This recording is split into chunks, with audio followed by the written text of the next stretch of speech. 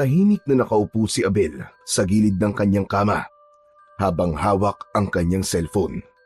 Nag-reply siya sa message ng nobya niyang si Elisa na susunduin niya ito sa bahay nito ng gabing yon. Tumayo si Abel at kinuha ang helmet at susi ng kanyang motor. Lumabas siya ng kanyang kwarto at naglakad palabas ng pinto ng kanilang bahay. Ngunit nang hahawakan na niya ang doorknob, ay narinig niya sa likuran ang malaking boses ng ama niyang si Abraham. Abel, saan ka na naman ba pupunta? Abay gabing-gabi na. Hindi nagsalita si Abel, nanatili siyang nakatalikod sa kanyang ama. Abel, ano ba? Huwag ka magpanggap na hindi mo ako naririnig. Saan ka pupunta? At sino na namang kikitain mo? Ano ba, Papa? Hindi na ako bata para bantayan mo ako ng 24 oras. Hindi mo na rin kailangan alamin kung saan pa ako pupunta at sino kasama ko. Hindi ka na pwedeng umalis, Abel. Dito ka lang. Wala kang pakialam, Papa, kung saan ako pupunta. At pwede ba? Kung iniisip mo na magpapapigil ako sa'yo, nagkakamali ka. Hindi mo ba naiintindihan? Delikado sa labas. May nawawala na namang tao kanina. Hindi ka ba talaga natatakot sa mga aswang na gumagala dito sa lugar natin? Nagpapakamatay ka na ba? Huwag niyo akong itulad sa inyo na takot sa mga aswang. Hindi ako takot sa kanila. Napakayabang mo magsalita, Abel. Wala kang laban sa kanila. Pumirmi ka lang dito sa bahay. Napailing si Abel. Humarap siya kay Abraham habang nakangisi. Sinalubong niya ang tingin nito upang iparamdam na hindi siya nito kayang kontrolin. Makikipagkita ka na naman kay Elisa, di ba? Simula na maging nobya mo siya, nagbago ka na. Nawalan ka na ng respeto sa akin. Hindi mo na rin kilala ang Diyos dahil sa Kanya. Ha! Si Elisa? Siya ang sinisisi mo? Hindi mo ba naisip na ikaw ang dahilan kung bakit ako nagbago? Bakit hindi mo isisi sa sarili mo kung bakit ako nagkakaganito, Papa? Natigilan si Abraham sa sinabi ni Abel. Tila umurong ang dila nito at nanatili itong nakatingin kay Abel habang bahagyang nanlalaki ang mga mata. Nakalimutan niyo na ba? Wala kang ginawa ng patayin si Mama. Habang buhay nang nasa utak ko ang pangyayaring yun. Imbis na iligtas mo siya, wala kang ginawa. At alam mo kung ano pang nakakabwisit? Wala rin ginawa ang Diyos mo para iligtas si Mama. Kaya sabihin mo sa akin, Papa, bakit ko siya paniniwalaan? Pinoprotektahan lang kita, Abel. At bastusin mo na ako, pero wag ang Diyos. Parehas lang kayo ng Diyos mo, Papa. Parehas kayong walang ginagawa kapag may kailangan ng tulong. Parehas kayong duwag! Isang malakas na sampal ang dumapo sa pisngi ni Abel mula kay Abraham.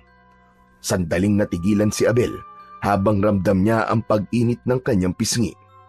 Matapang siyang tumingin sa kanyang ama at ipinakita niyang hindi siya nasaktan sa sampal nito. Matiim niya itong tinignan bago siya tumalikod at tuluyang binuksan ang pinto. Abel, teka! Abel, patawarin mo ako! Nabigla lang ako! Hindi pinakinggan ni Abel si Abraham. Dumiretso siya sa garahe at sumakay na sa kanyang motor.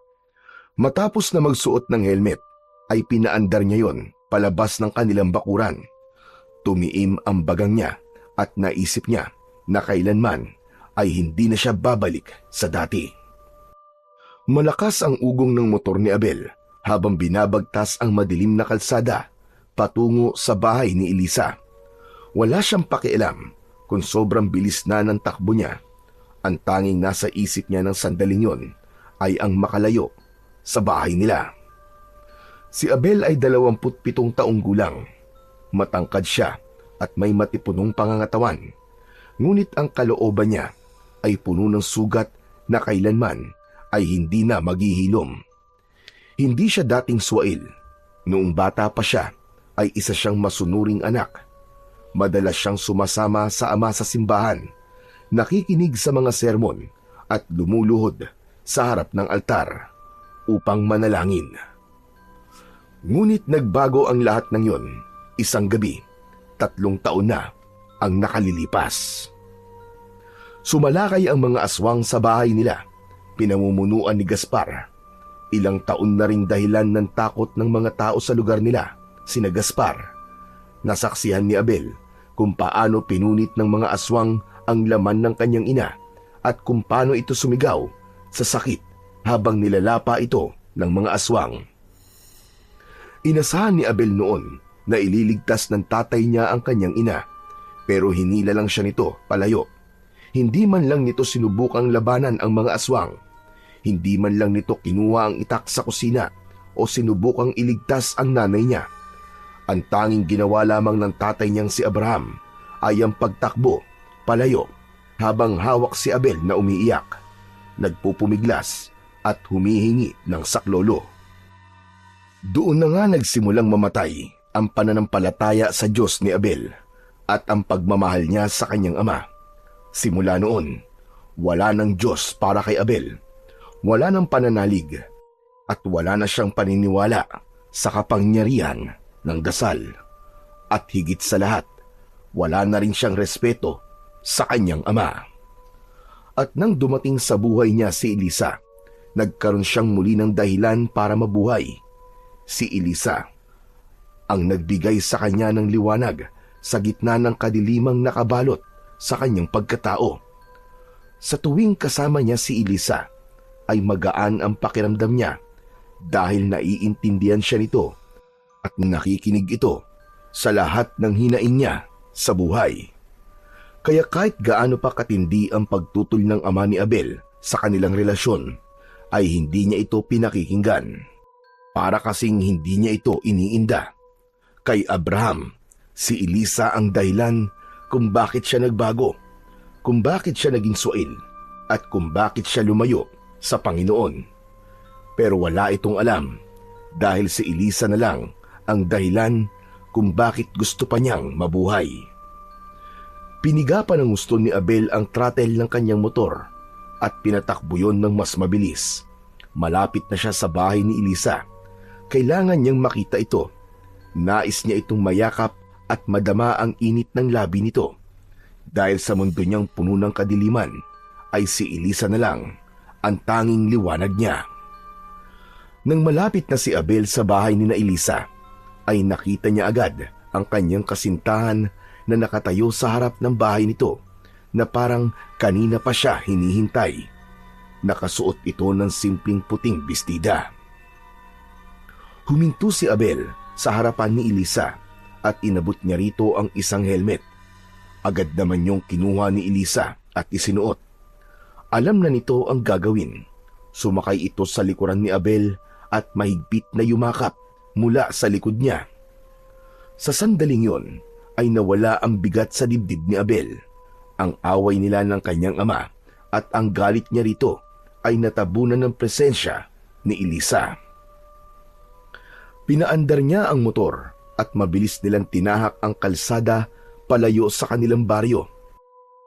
Dumaan sila sa isang makitid at masukal na daan kung saan tanging ang ilaw ng kanyang motor ang nagsisilbing gabay nila sa dilim. Ilang sandali pa, huminto sila sa gilid ng isang kakahuyan. Bumaba sila ng motor at naglakad patungo sa isang burol na madalas nilang puntahan. Inakyat nila yon at nang marating nila ang tuktok, ay naupo sila sa damuhan. Mula roon, tanaw na tanaw nila ang buong baryo at ang kalangitan na puno ng mga bituin. Tahimik na pinanood ni Abel si Elisa habang nakatingala ito sa kalangitan. Sa ilalim ng liwanag ng buwan, ay lalong lumutang ang kagandahan nito. Makinis ang kutis ni Elisa at meron itong mahabang buhok na bahagyang sinasayaw ng hangin. Tumingin si Elisa kay Abel at matamis itong ngumiti. Baka naman matunaw ako sa titig mo, Abel. Hindi lang kasi ako makapaniwala na girlfriend ko ang napakagandang kagaya mo. Sus, nambola ka pa talaga. Hindi ako nambobola, totoo yun. Pero mabuti't pinayagan ka lumabas ng nanay at tatay mo, no? Ano ka ba? Sino ba nagsabi sa'yo na pinayagan ako? Tumakas lang kaya ako. Alam mo naman, na kapag sinabi mong gusto mo makipagkita, Gagawa't gagawa talaga ako ng paraan para makipagkita sa'yo. Napangiti si Abel. Alam niyang malapit sa pamilya si Elisa, pero sa kanya ay handa nitong suwayin ang mga magulang nito kahit paminsan-minsan. Matigas din pala ang ulo mo, no? Aba, kung matigas ang ulo ko, paano ka na lang? Natawa si Abel pero agad siyang sumiryoso nang maalala ang nangyari kanina. Oo nga pala, Elisa. Nag-away na naman kami ng papa ko bago ako umalis. Ayaw niya kasi akong umalis ngayon eh. Ang bigat sa loob. Parang hindi na talaga kami magkakaayos. Alam mo, Abel, kahit anong sama ng loob mo sa tatay mo pa rin siya. Hindi habang buhay, nakasama natin ang mga magulang natin. Darating ang araw, baka pagsisihan mo na hindi mo siya pinatawad. Sinubukan ko, Elisa. Sinubukan ko. Pero hindi ko talaga kaya. Kahit anong pilit ko, hindi ko siya mapatawad. Alam mo naman kung bakit, di ba? Naiintindihan kita, Abel. Teka, huwag na nga natin itong pag-usapan. Mababad trip lang ako eh. Pero ikaw nagbukas ng topic, tapos ayaw mong pag-usapan. Napakamot na lang si Abel sa likod ng kanyang ulo, saka natatawang umiling. Sige na nga, palitan na lang natin ang usapan. May tanong ako sa'yo, Elisa. Ano palang gusto mo mangyari sa ating dalawa pagdating ng panahon? Simple lang naman. Magpapakasal tayo. Titira tayo sa malayo, sa isang lugar na tahimik kung saan walang problema. Tapos magtatayo tayo ng maliit na negosyo. Tapos, magkakaroon tayo ng maraming anak. ayos ah. Maraming talaga. Magandang ideya yan, pero pwede bang maghinay-hinay muna tayo sa dami ng anak? Ang gusto ko kasi, mag-enjoy muna tayo na tayong dalawa lang. Sa bagay, may point ka naman. E di, wag na muna tayo mag-anak. Huminga ng malalim si Abel at tumingala siya sa kalangitan. Isang mahabang katahimikan ang namayani sa kanilang dalawa habang tumatakbo sa isip niya ang magiging buhay nila ni Elisa sa hinaharap. Nang muling tumingin si Abel kay Elisa, ay napakunot ang noo niya dahil panay ang linga nito sa paligid na parang meron itong hinahanap. Oh, bakit naman panay ang linga mo sa paligid, Elisa? May problema ba? Sinisiguro ko lang na walang aswang sa paligid. Alam mo naman ang nangyayari sa baryo natin, di ba? Ang dami nang nawawala at natatagpo ang patay dahil sa mga aswang. Sus, malayo naman tayo sa baryo eh. Sa tingin ko, ligtas tayo rito. Saka, huwag kang mag-alala kasi may dala ko na magtatanggol sa atin. Mula sa gilid ng pantalon ay inilabas ni Abel ang isang baril.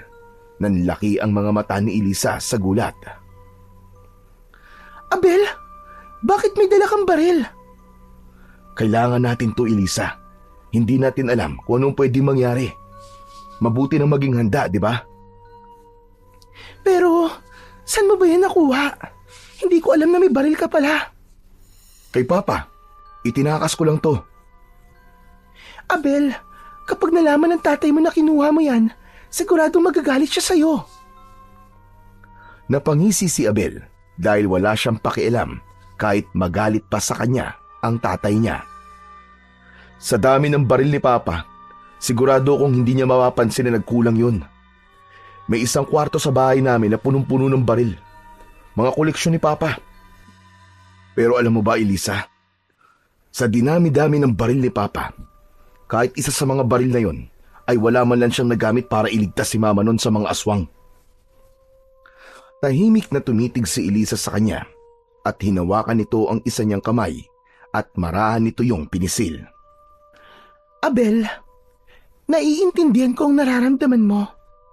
Pero sana, isang araw, mahanap mo sa puso mong pagpapatawad. Hindi sumagot si Abel. Tumingin lamang siya sa malayo. Nang sandaling yun, sigurado siya na hindi pa niya kayang patawarin ang kanyang ama. Maya-maya pa ay umusog si Abel palapit kay Elisa. Malamig ang hangin, ngunit ramdam na ramdam ni Abel ang init ng katawan ni Elisa nang dumikit siya rito. Dahan-dahan niyang inilapit ang kanyang mukha sa dalaga habang nakatitig siya sa malambot nitong labi. Ngunit bago niya maidikit ang labi niya sa labi ni Elisa, bigla itong lumingon sa paligid. Abel, ano ba? Baka may makakita sa atin dito. Sino bang makakakita sa atin dito? Ang mga alitap-tap? Mga ibon? O baka naman natatakot kang may paniki na nakatingin sa atin? Natawa si Elisa sa sinabi ni Abel. Sa gitna ng pagtawa nito, hindi na nagdalawang isip si Abel. Hinawakan niya ang pisngi ng dalaga at marahan niyang inilapit ang kanyang mukha dito. Huminto si Elisa sa pagtawa at naglapat na ang kanilang mga labi.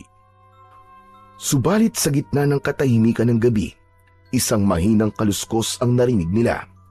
Mabilis na tumayo si Abel at dinukot ang baril mula sa kanyang pantalon. Sino yan? May baril ako para sa kaalaman mo! Walang sumagot kay Abel. Tumayo na rin si Elisa at humawak ito sa braso ni Abel. Abel, umuwi na lang tayo. Sige na. Natatakot na ako dito. Okay, sige. Aalis na tayo. Ramdam ni Abel ang panginginig ng kamay ng dalaga. Muli niyang iginala ang tingin sa paligid upang makasiguro na walang ibang tao o kung anong nilalang ang naroon, ngunit wala siyang nakitang kahit na anong kakaiba. Nagbugtong hininga si Abel, saka ibinalik ang baril sa kanyang pantalon. Mabilis nilang tinahak ang daan pababa sa burol habang hawak niya ang kamay ni Elisa. Tahimik silang naglakad habang kapwa sila alerto sa kanilang paligid. Nang marating nila ang kinaroroonan ng motor, ay agad silang sumakay at pinaandar na yun ni Abel palayo sa lugar na yon. Nang makalayo sina Abel sa lugar kung saan sila nagtungo ni Elisa, ay bahagya niyang binawasan ang bilis ng takbo ng kanyang motor. Nais pa niyang makasama ng mas matagal ang kanyang nobya, pero kahit na anong bagal ng pagpapatakbo ang gawin niya, ay hindi niya namalayan na nasa harapan na sila ng bahay ni Elisa. Bumaba si Elisa ng motor. Hinubad nito ang helmet, sabay abot kay Abel. Dito na lang ako hanggang sa labas, Mala. Baka makita pa ako ng mga magulang mo eh. Paniguradong magagalit ang mga yon kapag nakita ko. Mag-iingat ka sa pag-uwi mo, Abel, ha? Dahan-dahan ka sa pagmamaneho. Good night, Abel. Saglit na tumitig si Abel sa dalaga. Gusto niya pa sanang makasama ito ng mas matagal, pero alam niyang hindi pwede. Lumingon muna si Elisa sa paligid bago siya mabilis na lumapit kay Abel at hinalikan ito sa pisngi. Napangiti si Abel pero hindi na siya sumagot pa. Pinanood niya si Elisa habang papasok na ito sa bahay nito. Matapos na makapasok ni Elisa, ay pinaandar na ni Abel ang kanyang motor palayo. May malaking ngiti si Abel nang pumasok siya sa bahay nila, pero ang ngiting yun ay agad na nawala nang makita niya ang ama niyang si Abraham na nasa sala. Nakaupo ito sa malambot na sofa at maitim na nakatingin sa kanya. Pinili ni Abel na wag na lang itong pansinin at dumiretso sa kanyang kwarto, pero bago pa siya makalagpas, nagsalita ang kanyang ama. Abel, kailangan natin mag-usap. Wala akong gana makipag-usap sa'yo. Saka sa pagkakaalam ko, wala naman tayong dapat pag-usapan. Kahit ilang beses ko nang sinabi ito sa'yo, anak, pero sasabihin ko pa rin. Hindi ko pinabayaan ang nanay mo. Iniisip ko lang ang buhay mo. At alam ko rin na yun din ang gusto niyang gawin ko. Napahinto si Abel at naikuyom niya ng mariin ang kanyang mga kamay. Kung lumaban ako ng gabing yun, malamang kasama tayong dalawa sa napatay ng mga aswang. Sana nga kasama na lang ako sa pinatay ng mga aswang. Mas gugustuhin ko pang namatay na lang ako kaysa habang buhay kong dalhin tong sakit sa puso ko kasi wala na si Mama. Hindi na hinintay ni Abel ang sagot ni Abraham. Mabilis siyang naglakad papunta sa kanyang kwarto at malakas na isinara ang pinto na yumanig sa katahimikan ng kanilang bahay. Kinabukasan ng umaga, tahimik na nag-almusal sina Abel at Abraham sa mahabang kahoy na mesa sa kanilang bahay. Normal na sa kanilang dalawa na hindi nag-uusap kapag kumakain. May kalumaan na ang bahay nila pero halatang marangya sa laki at sa mamahaling kagamitan. Habang humihigop ng kape si Abel, ay nagsalita ang kanyang ama. Abel, may natagpo ang patay kanina madaling araw malapit sa gubat. Nakakaawa kasi buntis ang pinatay ngayon ng mga aswang. Wakwak ang tiyan at wala nang sanggol sa loob ng kanyang tiyan. Wala talagang awa ang mga aswang na yon. Wala na silang pinipiling biktimahin. Nagkunwari si Abel na hindi niya narinig ang sinabi ni Abraham. Alam niya na gumagawa lang ito ng paraan para magkausap silang dalawa. Kaya ayokong lumalabas-labas ka ng gabi, Abel. Ayoko may mangyaring masama sa'yo. Huwag mo sana masamain ang pagbabawal kong yun sa'yo dahil wala akong ibang gusto kundi ang protektahan ka, anak. Kaya kong ipagtanggol ang sarili ko. Hindi na ako bata. Kung tao makakaharap mo, baka may laban ka pa. Pero kung mga alagad ni Gaspar, ay ibang usapan na yun, anak. Alam mo kung gaano kasama si Gaspar. Hindi titigil si Gaspar hanggang hindi nauubos sa mga tao rito. At alam mo kung bakit. Muling nagbalik sa alaala ni Abel ang mga kwento nung bata pa siya. Matagal nang may alitan ang baryo nila at si Gaspar. Nung una, palihim lang kung umatake ang mga aswang. Pero isang gabi, natuntun ng mga taga-baryo ang asawa ni Gaspar na isa ring aswang. Pinatay ito ng mga tao at sinunog pa ang katawan. Simula noon, isinumpa ni Gaspar na maghahasik siya ng takot at kamatayan sa lugar na yon. Kung pwede nga lang sana tayong umalis dito ay matagal ko nang ginawa. Pero hindi pwede kasi nandito ang ating kabuhayan, anak. Hindi pwedeng wala tayo rito dahil baka kung ano mangyari sa negosyo natin. Ang tinutukoy ni Abraham na kabuhayan nila ay ang malawak na taniman nila ng nyog. Hindi sumagot si Abel. Totoo naman ang sinabi ng kanyang ama. Isa sila sa pinakamaykaya sa kanilang lugar. Kung aalis sila, ay marami silang bagay na may iwan sa lugar na yon. Pero sa kabila ng lahat ng pag-atake ng mga aswang sa lugar nila, ay hindi pa rin nararamdaman ni Abel ang takot.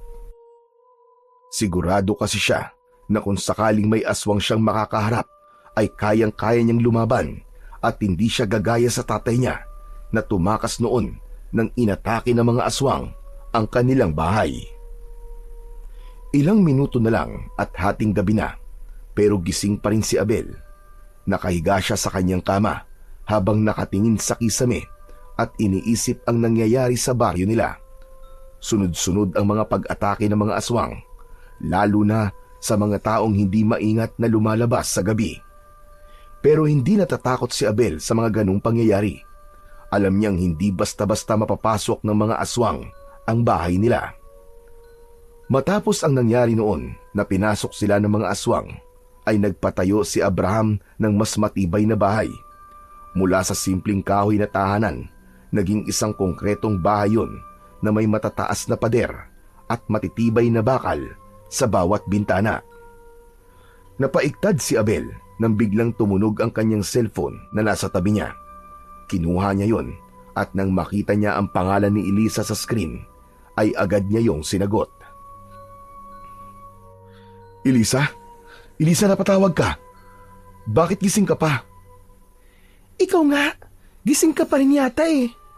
Alam mo ba kung anong meron bukas? Bukas? Wala naman ako naaalala ng espesyal na araw bukas ah. May okasyon ba? Grabe ka naman. Nakalimutan mo na. Nakakapagtampo ka naman, Abel. Nagbibiro lang ako. Paano ko naman makakalimutan na bukas na ang 3rd anniversary natin? Buti at alam mo, akala ko talaga nakalimutan mo na eh. Saan mo gustong pumunta bukas? O baka may gusto kang gawin? May lakad kami ng family ko bukas. Simula umaga hanggang hapon. Hindi ako pwedeng umalis. Eh di sa gabi na lang. Pwede ka ba? Oo, gabi na lang tayo magkita para makapag-celebrate tayo ng anniversary natin kahit papano. Sige, walang problema doon. Doon na lang ulit tayo sa burol. Alam mo na, espesyal ang lugar na yun para sa atin, di ba? O sige, Abel. 10:00 mo na lang ako sunduin para siguradong tulog na ang lahat ng kasama ko rito sa bahay. Okay. Excited na ako makita ka bukas, Elisa. Ako rin, Abel. Sige na, matulog ka na. Bye, Abel. Pagkatapos ng tawag, ay napangiti si Abel. Hindi niya namalayan na 3 taon na pala silang magkasintahan ni Elisa. Pakiramdam niya ay parang kahapon lang nang una silang magkita. Kinaumagahan ay maagang nagising si Abel at mabilis na naghanda upang umalis. Bihira siyang gumising ng ganong kaaga, pero dahil espesyal lang araw na yon para sa kanila ni Elisa, ay gumising siya ng maaga. Gusto niyang sorpresahin si Elisa at naisip niya na ipagluto ito ng paborito nitong pagkain na kare-kare. Hindi siya marunong magluto, pero ilang linggo na niyang pinag-aralan kung paano magluto ng kare-kare. Sinanay niya ang sarili sa panonood ng mga video sa internet. Nagtungo si Abel sa bayan at pumunta siya sa palengke. Bumili siya ng mga kailangan sangkap sa lulutuin niya. Inisa-isa niya ang mga nasa listahan upang siguraduhin na wala siyang makakalimutan. Matapos yun, ay bumili siya ng 1 bungkus ng puting rosas na siyang paboritong bulaklak ni Elisa. Umuwi siya at agad na nagsimulang magluto. Sa kusina, abala si Abel sa paghihiwa ng mga rekado at pagpapakulo ng sos. Inisip niya na mas mabuting lutuin niya na yon ng maaga at initin na lang mamaya upang hindi siya magahol sa oras. Habang inaayos niya ang timpla ng sos ng kare-kare, ay biglang dumating ang ama niyang si Abraham. Napahinto ito sa pinto ng kusina at napakunot ang noo habang nakatingin kay Abel. Aba, himala yata. Hindi ako sanay na nakikita ka nagluluto. Hindi sumagot si Abel at nagpatuloy lamang siya sa kanyang ginagawa. Lumapit naman si Abraham at sinilip ang niluluto niya. Para kay Elisa ba yan? Hindi ba paborito niya ang kare-kare? Paano niyo naman po nalaman na paborito niya to? Narinig ko minsan nakausap mo siya sa cellphone. Sinabi mo noon na paborito niya to. Kumuha si Abraham ng kutsara at takmang kukuha sa sos na niluluto ni Abel. Agad niya tong pinigilan. Anong gagawin mo? Titikman ko kung okay ang lasa. Hindi na ito napigilan pa ni Abel. Tinikman yun ni Abraham at napansin niya na bahagyang napasimangot ito. Oh, bakit ganyan ang reaksyon mo? Medyo maalat, Abel. Dagdagan mo ng konting tubig. Napakunot noo si Abel, pero sinunod niya ang payo ng kanyang ama. Nang siya mismo ang tumikim, ay napagtanto niya na tama nga ang kanyang ama. Napabuntong hininga siya at nagdagdag ng konting tubig. Saglit na katahimikan ang namayani bago muling nagsalita si Abraham. Pasensya ka na, Abel, ha? Kung palagi kong sinisisi si Elisa sa pagbabago mo. Alam kong mabuting babae si Elisa. Siguro, hindi ko lang na matanggap na ako talaga ang dahilan ng mga pagbabagong nakikita ko sa'yo. Pero anak, kung mahal mo talaga siya, ay hindi na ako tututol sa relasyon yung dalawa. Hindi ipinakita ni Abel, pero may bahagyang kasiyahan siyang naramdaman sa mga sinabi ng kanyang ama. Ipinagpatuloy niya lang ang pagluluto habang pinipilit na panatilihin ang seryosong ekspresyon sa mukha nito. Lumapit si Abraham at tinapik si Abel sa balikat at saka lumabas ng kusina. Tahimik na napangiti si Abel habang patuloy sa pagluluto ng kare-kare. Kahit galit siya sa tatay niya, ay malaking bagay para sa kanya na tanggap na nito ang babaeng kanyang iniibig. Pagsapit ng gabi, ilang minuto bago sumapit ang 10:00 ng gabi, ay sinimulan na ni Abel na ayusin ang mga dadalhin niya para sa date nila ni Elisa. Inilagay niya ang kare-kare sa isang food container. Naglagay din siya ng kanin sa isa pang lalagyan. Hindi rin niya kinalimutan ang kubyertos, pinggan, tubig at baso. Maingat niyang inilagay ang mga yon sa isang basket at siniguro niyang maayos ang pagkakalagay niya para hindi magkagulo ang mga yon habang nasa biyahe siya. Huli niyang kinuha ang isang bungkus ng puting rosas na binili niya kanina sa bayan. Nang masigurong kumpleto na ang kanyang mga dala, ay naglakad na siya palabas ng kanilang bahay. Nasa pinto na siya nang marinig niya ang pagtawag ni Abraham sa kanya. Huminto siya at humarap sa kanyang ama. Kung pipigilan niyo na naman ako, sayang lang ang oras niyo, Papa. Kahit anong sabihin mo, aalis ako ngayong gabi. Hindi kita pipigilang umalis, Abel. Gusto ko lang sabihin sa'yo na mag-iingat ka.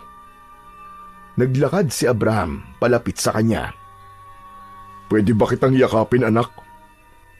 Napakurap si Abel at hindi siya kagad nakasagot. At bago pa siya makapagsalita, ay niyakap na siya ni Abraham. Nagulat si Abel, pero hindi niya nagawang lumayo. Ilang taon na ang lumipas, simula nang huli siyang yakapin ng tatay niya, kaya nanibago siya sa pakiramdam na nakakulong siya sa mga bisig ng kanyang ama. Nag-init ang mga mata ni Abel, tumikim siya at saka lang siya pinakawalan ni Abraham. Tumalikod si Abel nang hindi nagsasalita at dire-diretsyong nagtungo sa garahe. Sumakay siya sa kanyang motor. Ipinatong niya sa harapan ang basket na dala at nagsuot ng helmet. Inilagay niya sa tailbox ang motor at ang bulaklak. Siniguro niya na hindi yun mahuhulog. Matapos yun, ay pinaandar na niya ang motor at tuluyang nilisan ang bahay nila habang may bigat sa dibdib niya na hindi niya maipaliwanag kung saan nanggagaling. Makalipas ang ilang sandali, ay inihinto ni Abel ang motor niya sa tapat ng bahay ni Elisa. Naroon na ang dalaga at matyagang naghihintay sa kanya. Isang matamis na ngiti ang lumitaw sa mukha ni Elisa nang mapansin ang mga puting rosas na nasa likuran ng motor. May pabula-bulaklak ka pa, ha? Hindi ka na dapat nagkabala pa. Ano ka ba? Anniversary natin eh. Hindi abala to para sa akin. Pero surprise dapat to, di ba? Oo nga eh. Kaso, mahirap itago sa motor yung bulaklak eh. Ang plano ko sana, sa burol ko yan ibibigay sa'yo. Eh di mamaya mo na lang ibigay sa burol. Magkukunwari na lang ako na masosorpresa. Napangiti si Abel pero hindi na siya sumagot.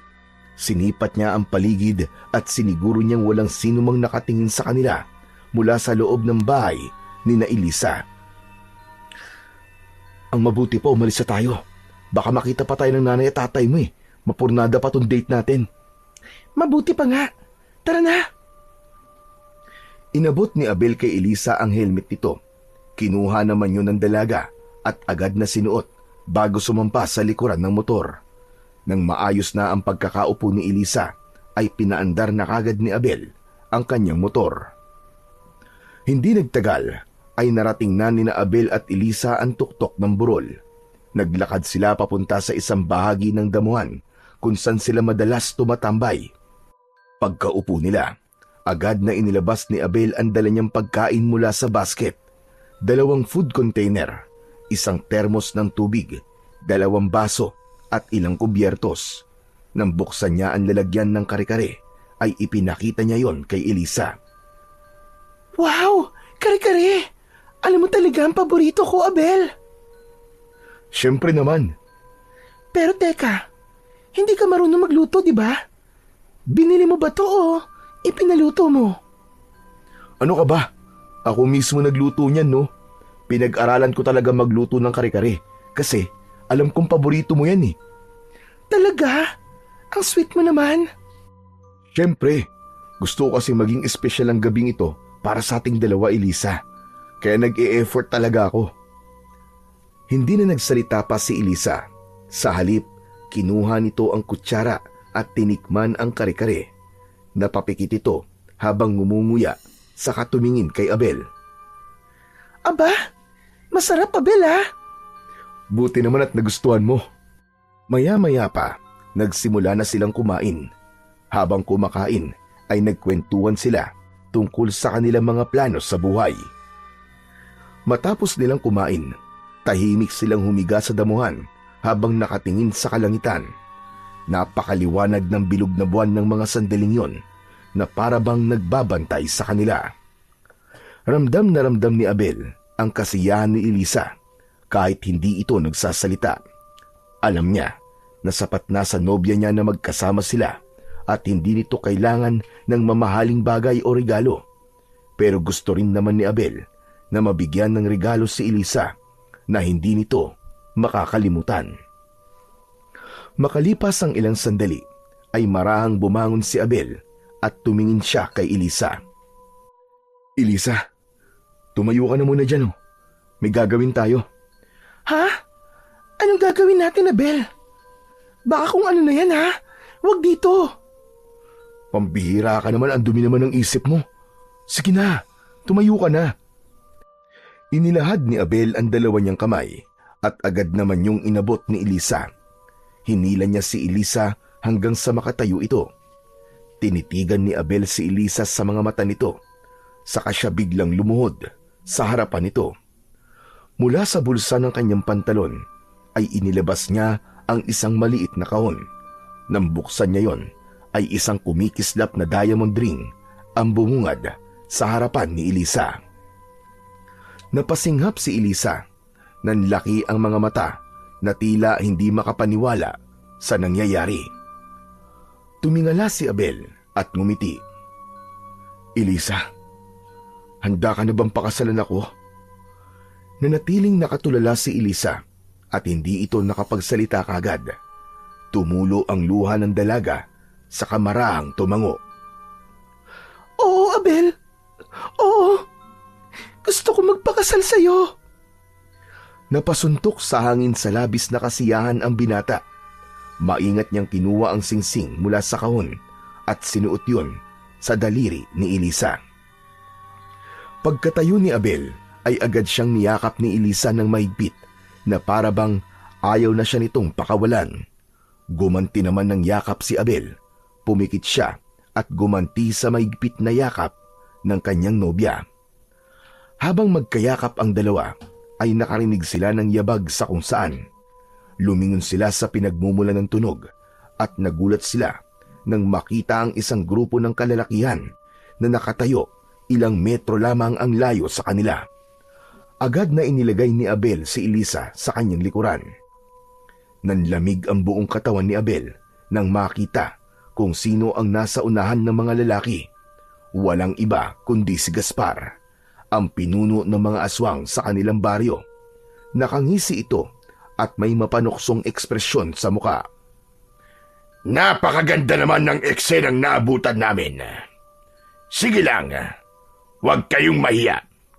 Ituloy niyo lang ang inyong ginagawa. Umalis na kayo! Nananahimik kami rito! Kanina pa kami naglalakad sa baryo. Tila lahat ng tao ay nag-iingat na sa amin. Kaya naisipan namin magtungo rito. Hindi naman namin inaasahan na dito pala kami makakahanap ng pagkain namin ngayong gabi. Aba, maganda yata ang dalagang kasama mo. Nobya mo ba siya? Huwag mo siyang gagalawin! Kung ayaw niyo masaktan, umalis na kayo rito! Mabilis na hinugot ni Abel ang baril mula sa gilid ng kanyang pantalon at itinutok yon kay Gaspar. Ngunit sa halip na matakot, tumawa lang si Gaspar at sa isang iglap, nag-anyong aswang na sina Gaspar at ang lahat ng mga lalaking kasama nito. Tila may isang kumpul ng mga halimaw sa kanilang harapan.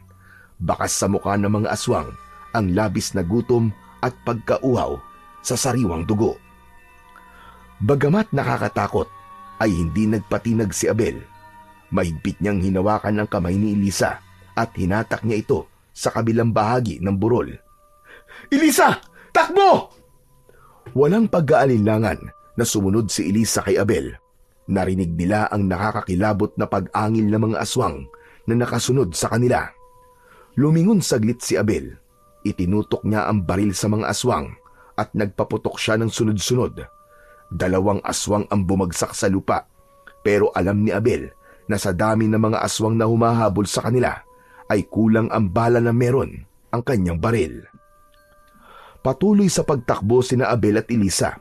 Walang ibang nasa isip si Abel kundi ang mailigtas si Elisa. Ngunit napahinto sila sa pagtakbo nang sumulpot sa unahan nila ang napakaraming aswang. Mabilis silang napalibutan ng mga aswang at alam ni Abel na sa sandaling yun ay wala na silang ligtas. Napayakap si Elisa kay Isabel. Nanginginig sa takot ang dalaga habang umiiyak. Abel, ayoko pang mamatay. Hindi ka mamamatay, Elisa. Hindi tayo mamamatay. Pinapangako ko yan sa'yo. Niyakap ni Abel si Elisa. Ipinaramdam niya rito na handa siyang protektahan ito kahit sariling buhay pa niya ang maging kapalit. Maigpit niyang hinawakan ng baril at walang pag-aalinlangang nagpaputok sa mga aswang. Patuloy siya sa pagkalabit sa gatilyo hanggang sa tuluyan na yung naubusan ng bala. Narinig nila ang mabagal na pagtawa ni Gaspar. Lumabas ito mula sa kumpul ng mga aswang habang may nakakalokong ngisi. Wala na kayong takas sa amin ngayon at walang kahit na sino ang makaliligtas sa amin. Sumenya si Gaspar sa mga alagad nitong aswang at sabay-sabay na sumugod ang mga aswang kina Abel at Elisa. Mabilis silang hinawakan ng mga aswang sa magkabila ang braso at pilit silang pinaglayo. Abel! Abel, tulungan mo ako! Tulungan mo ako! Elisa! Pakawalan niyo siya! Kung gusto niyo, ako na lang ang patayin niyo! Hinawakan ng 2 aswang si Abel sa magkabila ang braso. Sa higpit ng pagkakahawak ng mga yon ay hindi niya magawang makawala kahit na anong pagpupumiglas pa ang kanyang gawin. Lumapit si Gaspar kay Elisa. Sinuklay nito ang buhok ng dalaga gamit ang matutulis nitong kuko. Idinikit pa ni Gaspar ang mukha nito sa leeg ni Elisa at sinimsim yun. Napakabango mo! Parang awa niyo na po. Huwag niyo po akong sasaktan. Maawa po kayo sa akin. Napapikit si Abel sa matinding galit at pagkasuklam. Hayop ka! Hayop ka, Gaspar! Pakawalan niyo siya! Papatayin ko kayong lahat! Lumingon si Gaspar sa kanya habang nakangisi. Hindi nagtagal ay bumalik ang tingin nito kay Elisa. Ihiga niyo ang babaeng yan! Anong gagawin niyo kay Elisa? Teka! Anong gagawin niyo sa kanya? Abel! Abel, tulungan mo ako! Abel! Nagpumiglas si Elisa nang hilahin ito ng mga aswang pabagsak sa lupa. Paulit-ulit itong nagmakaawa, ngunit tinatawanan lang ito ng mga aswang. Nang tuluyang maihiga ng mga aswang si Elisa, ay lumuhod si Gaspar sa tabi ni Elisa at sinira nito ang damit ng dalaga gamit ang mga kuko nito. At sa mismong harapan ni Abel ay pinagsamantalahan ng pinuno ng mga aswang ang kanyang nobya. Halos mabaliw si Abel ng sandaling yun. Nanginginig ang buo niyang katawan habang patuloy siyang nagpupumiglas mula sa pagkakahawak ng mga aswang. Halos mawalan siya ng boses sa kakasigaw, ngunit wala siyang nagawa. Gusto niyang isipin na panaginip lang ang lahat, pero alam niya sa sarili na yun ang realidad. Ang mga kuko ng mga aswang na nakahawak sa kanya ay mas lalong lumalim sa kanyang laman, habang pinipigilan siyang makalapit kay Elisa. Napuno ng halakhak ni Gaspar ang paligid nang matapos ito sa kahalayang ginawa kay Elisa. Ngunit ang sumunod na nangyari ang tuluyang dumurog sa pagkatao ni Abel. Biglang sinakmal ni Gaspar ang leeg ni Elisa. Tumilamsik ang dugo ng nobya niya sa lupa. Kitang-kita niya ang paghihirap sa mukha ni Elisa. Ngunit hindi pa rin natapos ang lahat. Winakwak ni Gaspar ang dibdib ni Elisa at kinuha nito ang puso ng dalaga. Sarap na kinain ni Gaspar ang puso ni Elisa. Huminto ang mundo ni Abel nang hina ang kanyang katawan at wala na siyang nagawa kundi ang yumuko habang humahagulgol. Sa pag-angat ng kanyang muka ay nasaksiyan niya kung paano pagpiestahan ng iba pang aswang ang walang buhay na katawan ni Elisa. Naglakad si Gaspar papalapit kay Abel. Puno ng dugo ang bibig at ang mga kamay nito. Huminto si Gaspar sa harapan ni Abel at ngumisi. Hayop ka! Papatayin kita! Isinusumpa ko! Magbabayad ka! Maghihiganti ako! Sisiguraduhin kong pagsisisiyan yung lahat ng ginawa niyong ito kay Elisa! Lalong-lalo ka na, Gaspar! Ipaparamdam ko sa'yo ng triple ang sakit na pinaramdam mo kay Elisa! Papatayin mo ko? Paano mo gagawin yon kung mauuna ka nang mamatay? Bago pa makapagsalita si Abel, ay sinaksak na siya ni Gaspar sa tiyan gamit ang matutulis nitong kuko. Napasinghap si Abel nang maramdaman niya ang matinding kirot. Halos hindi siya makahinga. Matapos yun, ay sinakmal ni Gaspar ang kanyang leeg. Unti-unting nanlabo ang paningin ni Abel. Binitiwan na siya ng mga aswang at nang bumagsak siya sa lupa, ay nakita pa niya ang kalunos-lunos na itsura ng katawan ni Elisa bago siya tuluyang niyakap ng malamig na kamatayan. Sa muling pagbalik ng kamalayan ni Abel, ay naramdaman niyang nakahiga siya sa mainit na sahig. Ibinukas niya ang kanyang mga mata at pakiramdam niya ay galing siya sa isang bangungot. Napakadilim ng paligid at wala siyang nakikitang kahit na ano. Marahan siyang tumayo at ang unang pumasok sa isip niya ay si Elisa.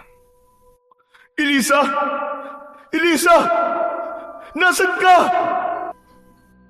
Umalingaw-ngaw ang sigaw na yun ni Abel. Nagulat siya nang isa-isang sumindi ang mga sulo ng apoy sa paligid. Napasinghap si Abel nang makita niya na parang nasa isang silid siya na walang dingding. Ang kadiliman sa paligid ay tila walang katapusan. Nanlalamig ang kanyang buong katawan. Teka, anong lugar to? Nasaan ako? Nasaan ako? Hanggang sa naisipan ni Abel na tumakbo, naisip niya na baka kapag ginawa niya yon ay makakaalis siya sa lugar na yon. Mabilis na tumakbo si Abel kahit walang kasiguraduhan kung saan siya patungo. Pero makalipas lamang ang ilang sandali, ay napahinto siya dahil pakiramdam niya ay talagang walang daan palabas sa lugar na yon. Muling luminga sa paligid niya si Abel. Nasa impyerno na ba ako? Wala ka sa impyerno, Abel. Nagulat si Abel nang may marinig siyang malaki at malalim na boses. Sinundan yun ng mabibigat na yabag mula sa kanyang likuran. Mabilis siyang lumingon at muntik na siyang matumba sa nakita niya. Isang nilalang ang nakatayo ilang hakbang mula sa kanya. Napakalaki nito at halos doble ang taas sa kanya. Ang balat nito ay kulay abo at magaspang na parang balat ng buhaya. Meron din itong mahahabang sungay na maihahalin tulad sa sungay ng isang kambing. Pulang-pula ang mga mata nito at ang mga ngipin nito ay matutulis. Sa likod nito ay may isang pares ng napakalaking pakpak na parang sa paniki. Sa kabila ng nakakakilabot na itsura ng nilalang na yun, ay hindi nagpakita ng takot si Abel. Isa ka ba sa mga alagad ni Gaspar? Nagkakamali ka. Hindi ako alagad ng aswang na pumatay sa iyo at sa iyong iniibig. Ang pangalan ko ay Demonyo. Isa akong demonyo at dito ako nakatira sa lugar na kinaroroonan mo ngayon. Napakunot ang noon ni Abel sa kanyang mga narinig. Kung ganun, patay na ako. Tama ka. Ngunit may paraan pa. para bumalik ka sa mundo ng mga buhay upang maisakatuparan mo ang huling sinabi mo bago ka mamatay. Ang paghihiganti ko kay Gaspar. Kaya mo ba akong buhayin ulit? Magagawa mo ba yun?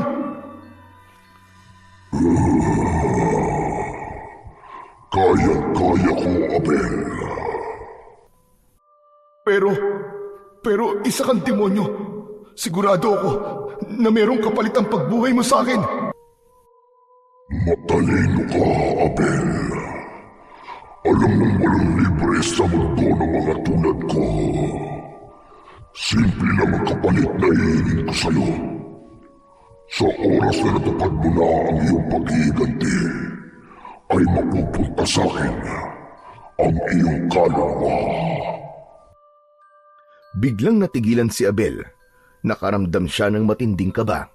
Gusto niyang ipaghiganti si Elisa, pero hindi siya sigurado kung kaya ba niyang ibigay ang kanyang kaluluwa sa isang demonyo.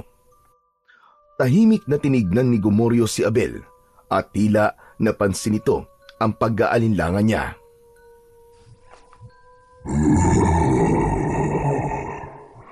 Alam kong mahirap ang desisyon ito para sa'yo. Kaya tutulungan kitang makapag-isip. Ipikit mo ang iyong mga mata, Abel. Bagamat nagdadalawang isip, ay sumunod si Abel kay Gomorio. Pumikit siya at agad siyang binalot ng isang nakakatakot na pangitain. Sa harapan niya ay nakita niya si Elisa na pinapatay ni Gaspar. Sunod namang nakita niya ay ang kanyang ama na humahagulgol sa tabi ng kanyang libingan. Bigla niyang ibinukas ang kanyang mga mata at habol niya ang kanyang paghinga. Bumalot sa puso niya ang walang kapantay na puot. Nakapag-desisyon ka na ba, Abel?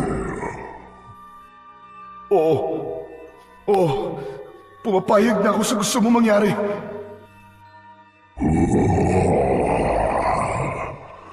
Magaling.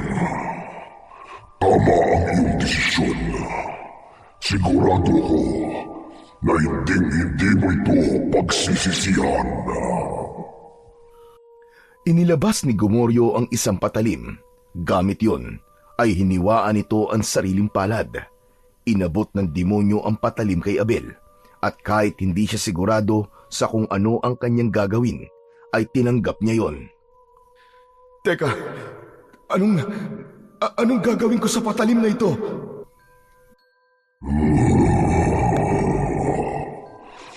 Gawin mo rin ang aking ginawa. Sugatan mo ang iyong palad. Wala nang pag-aalinlangan na hiniwaan din ni Abel ang kanyang palad. Matapos yun, ay hinawakan ni Gomorio ang palad niyang dumudugo gamit ang palad nito na sinugatan nito kanina. Pinagdikit nito ang kanilang mga sugat at dugo. Matapos ang ilang sandali, ay pinakawalan na ni Gomorio ang kamay ni Abel.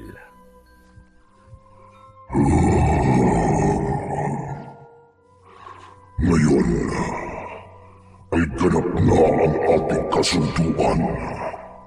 Hindi na ito mababali at hindi na rin mababawi. Hindi nagtagal ay inilahad ni Gomorio ang isa nitong palad. Nakita ni Abel sa palad ng demonyo ang isang kwintas na may palawit na itim na batong kumikinang sa dilim. Hindi ka maaaring bumalik sa mundo ng mga buhay nang wala kang sandata. Inabot ni Gomorio ang kwintas kay Abel na agad naman niyang kinuha. Teka Gomorio, ano to? Ano tong batong ito?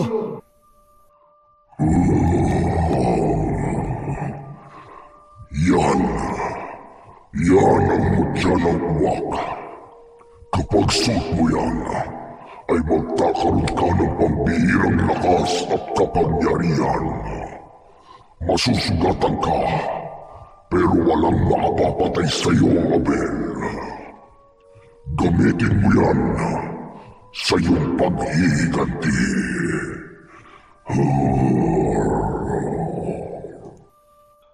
Tinitigan ni Abel ang mutya ng uwak at naramdaman niya ang kakaibang enerhiya mula rito.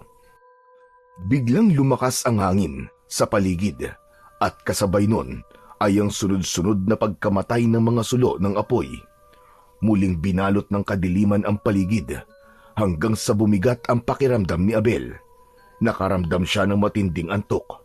Bumagsak si Abel at matapos yun ay wala na siyang naalala sa mga sumunod na nangyari.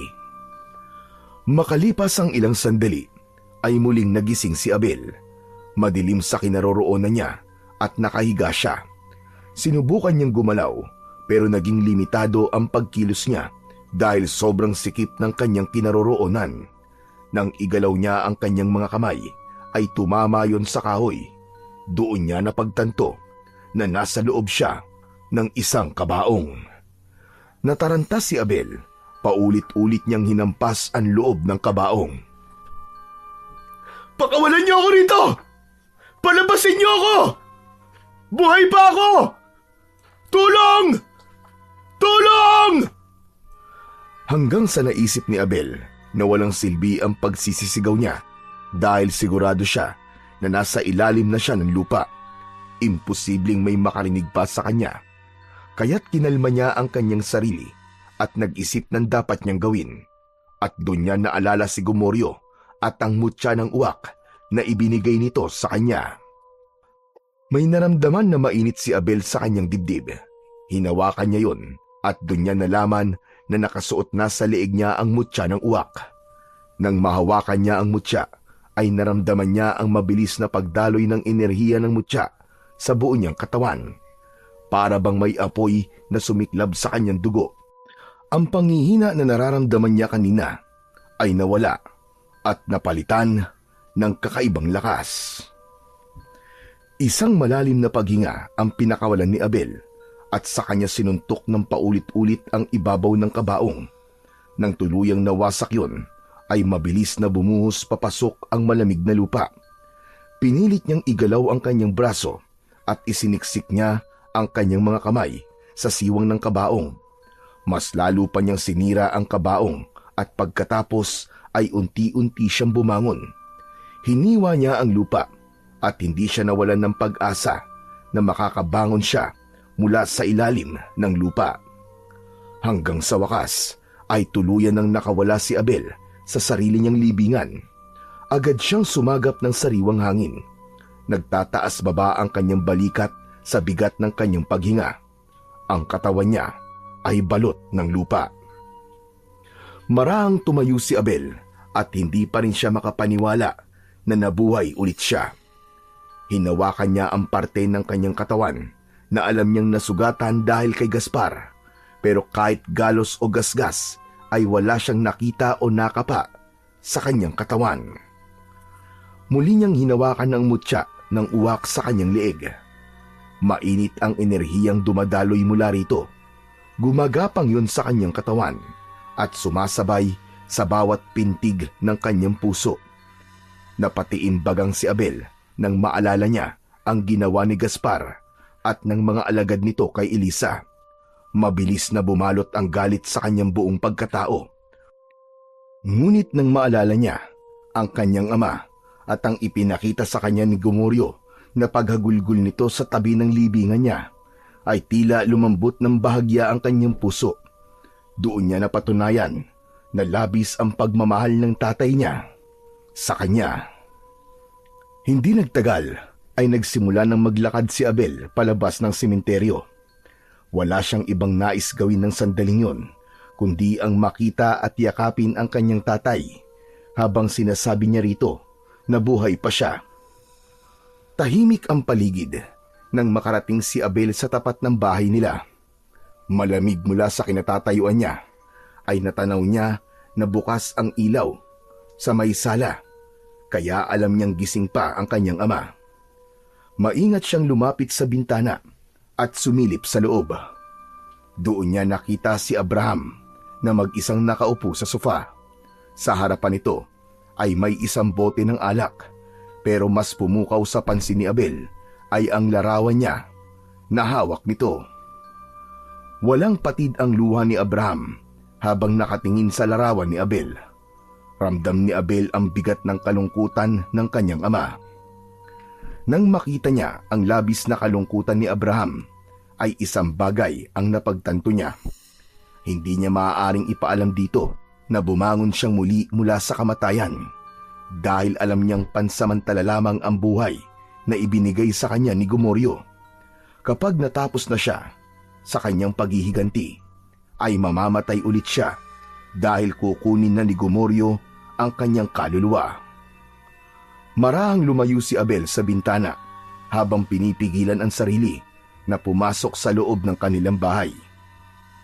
Imbis na magpakita sa tatay niya, ay naisip ni Abel na kumuha ng malinis na damit sa kanyang kwarto dahil napakarumi ng suot niyang barong.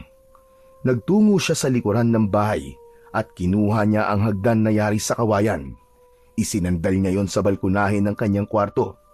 Tahimik at mabilis siyang umakyat doon.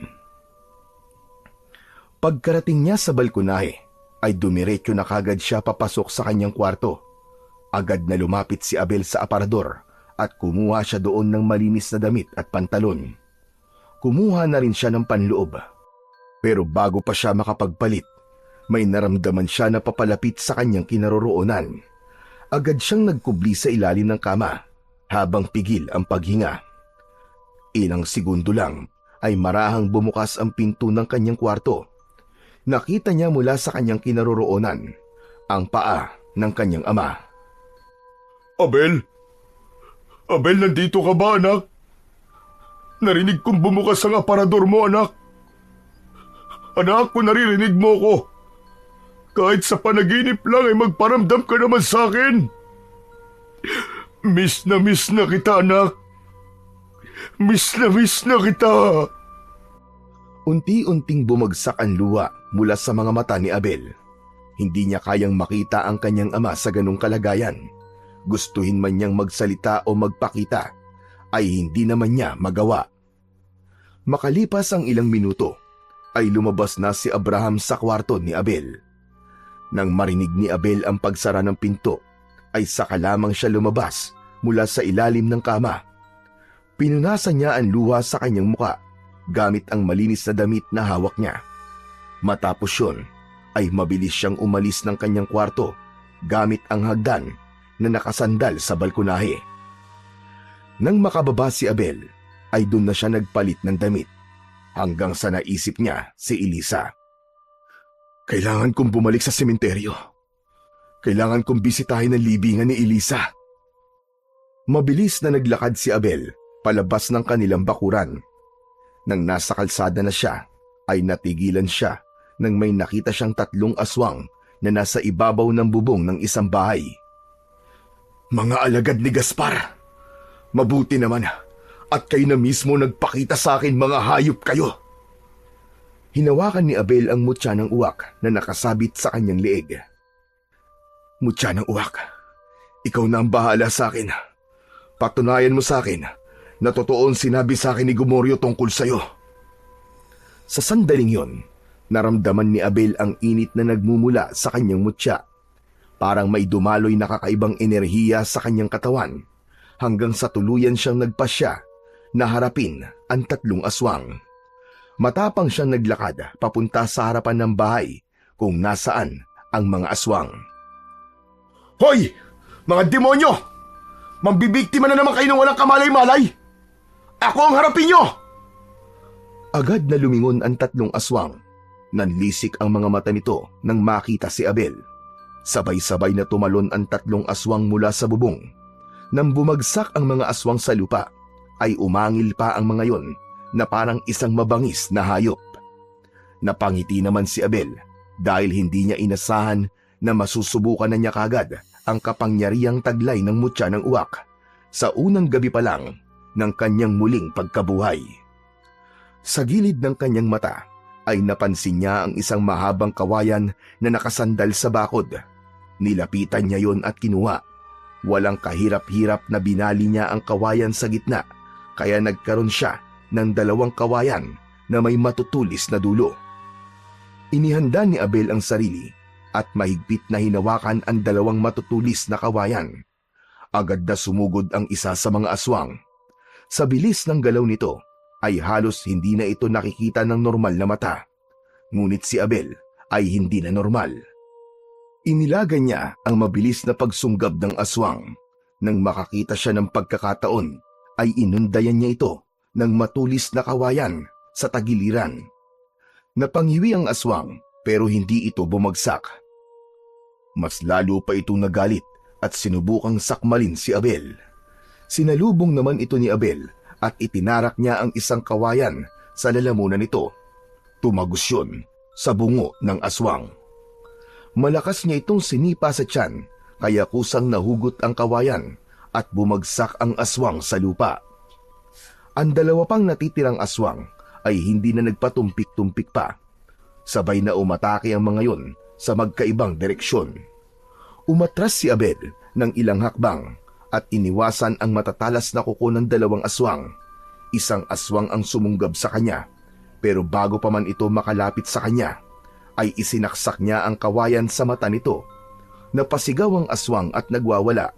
Mabilis na ibinaon ni Abel ang isa pang kawayan sa bunganga ng aswang na agad nitong ikinasawi. Mas lalo nanlisik ang mga mata ng natitirang aswang. Sa isang iglap, naglahong parang anino ang aswang. Luminga sa paligid si Abel at pinakiramdaman niya ang hangin hanggang sa naramdaman niya ang isang presensya sa itaas niya. Sa pagtingala niya ay nakita niya ang aswang sa itaas at pasugod sa kanya.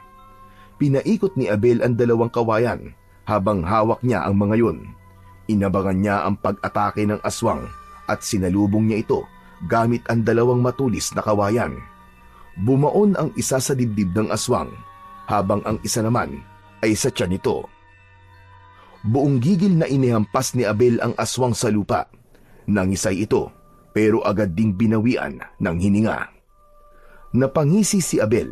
Hindi siya makapaniwala na 3 aswang ang napatumba niya ng gabing yon nang hindi man lang siya nagagalusan. Hanggang isang ideya ang naisip niya. Kinaladkad niya ang bangkay ng 3 aswang. Inilagay niya ang mga yon sa gitna ng kalsada.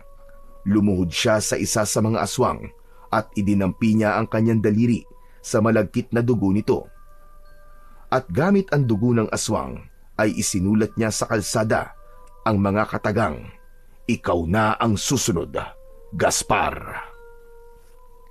Matapos yun ay tumalikod na si Abel at naglakad palayo.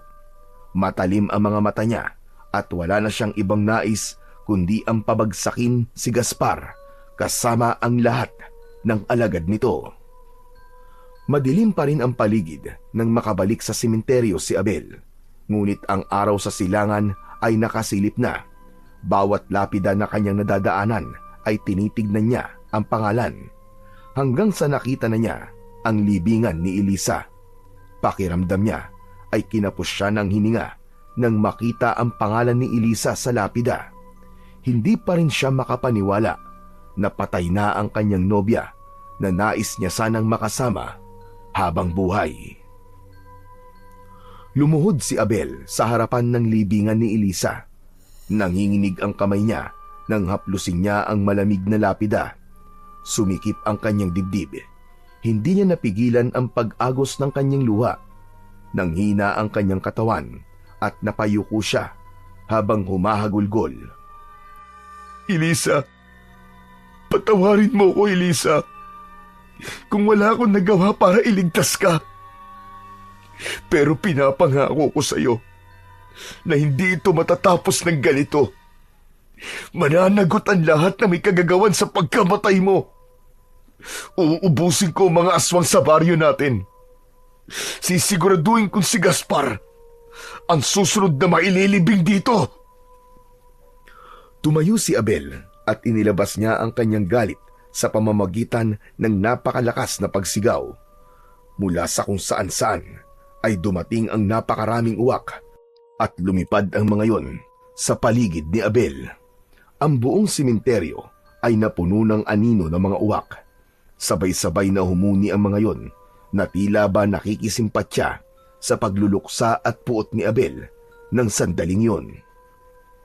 Nang tuluyan ng sumikat ang araw, ay nagtungong muli si Abel sa kanilang baryo. Sa paglalakad niya, ay nakita niya sa harapan ng isang bahay ang isang itim na jacket na may hood. Kinuha niya yon at isinuot upang walang makakilala sa kanya.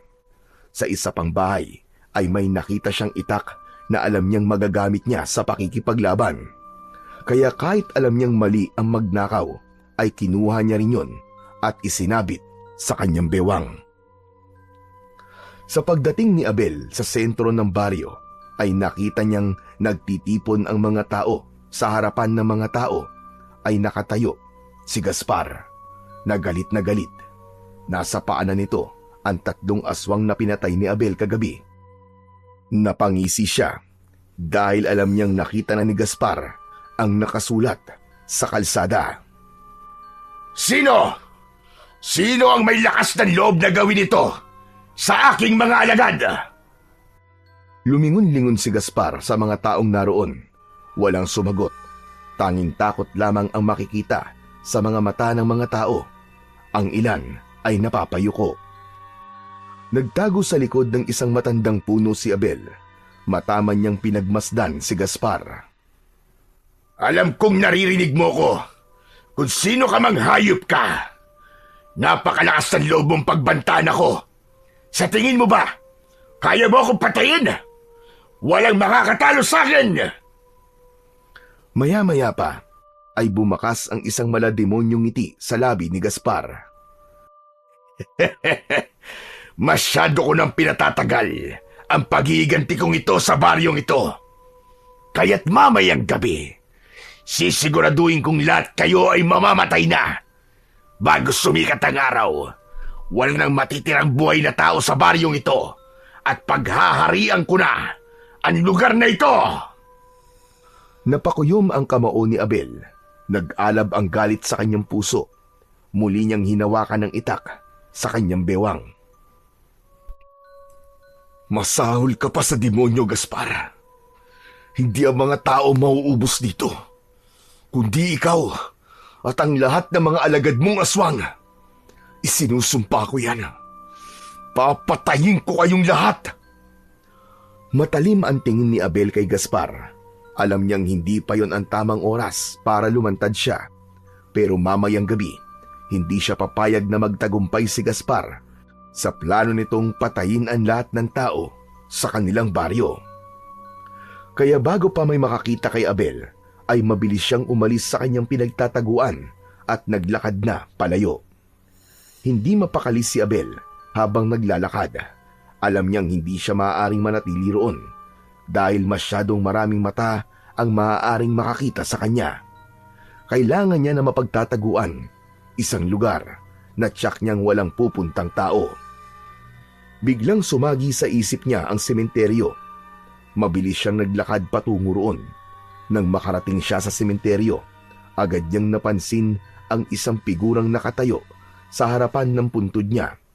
Yun ay walang iba kundi si Abraham, ang kanyang ama. Nakayuko ito sa harap ng puntod ni Abel. May hawak itong kandila at hindi ito makapaniwala na wala na ang bangkay ni Abel sa libingan nito. Sa hindi inaasahang pagkakataon ay luminga si Abraham sa paligid at nagtagpo ang kanilang mga mata. Nanigas ang buong katawan ni Abel. Mabilis na tumalikod si Abel. Naglakad siya ng mabilis, palayo, bago pa siya maabutan ng kanyang ama. Abel? Abel, anak! Ikaw ba yan? Abel! Lalo pang binilisan ni Abel ang kanyang paglalakad at halos tumakbo na siya palayo, pero naabutan siya ni Abraham. Mahigpit siya nitong hinawakan sa braso. Wala nang nagawa si Abel kundi ang lingunin ang kanyang ama at bumakas sa mukha ni Abraham ang matinding pagkalito. Habang tinitignan nito ang mukha niya, ay napaluha ito. Diyos ko! Diyos ko, Abel! Buhay ka, anak! Buhay ka! Hinawakan ni Abraham sa muka at braso si Abel na para bang sinisiguro nitong totoo siya. Paano nabuhay ka, anak? Diyos ko, isa ba tong himala? Hindi niyo na po kailangan malaman kung paano po ako nabuhay, Papa. Wala na akong oras. Kailangan kong tapusin si Gaspar at ang mga alagad niya. Yun lang po ang dahilan kung bakit ako bumangon muli sa aking hukay. Ano ba't sinasabi mo, anak? Hindi na kita hahayaan sa sinasabi mo. Pinatay ka ng mga aswang na yon at hindi na ako papayag na muling maulit yun. Hanggang ngayon ba naman ay pipigilan niyo pa rin ako sa gusto kong gawin? Gusto lang kitang protektahan, anak. Hindi na akong dating anak niyo. Isipin niyo na lang na hindi niyo ako nakita. Panatilihin mo na lang sa isip mo. Napatay na ako. Malakas na itinulak ni Abel ang kanyang ama. Natumba si Abraham sa lupa at bago pa ito makatayo ay mabilis nang tumakbo si Abel palayo. Narinig pa niya ang pagtawag ni Abraham sa pangalan niya at pagmamakaawa nitong bumalik siya, ngunit hindi na siya lumingon. Masakit man sa kanya, ay kailangan niyang gawin yon. Hindi siya maaaring mapalapit ulit sa kanyang ama.